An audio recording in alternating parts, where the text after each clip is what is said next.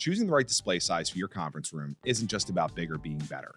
It's about clarity, visibility, and the overall user experience. The biggest question to ask is, what are you planning to show on the screen?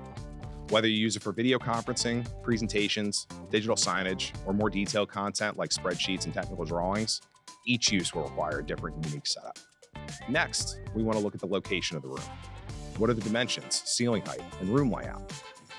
From here, we can calculate the maximum display size by looking at the distance to the farthest viewer and the associated viewing angles. The farthest viewer should be no more than 6 times the image height. However, if you're displaying more detailed visuals like spreadsheets, you're going to want to size up to no more than 4 times the image height.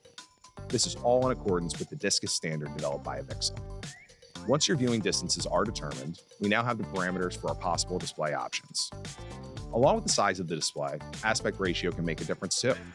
Most setups use a standard 16:9 ratio, but if you need more screen space, 21:9 ultra-wide displays offer extra flexibility and can replace a dual screen setup.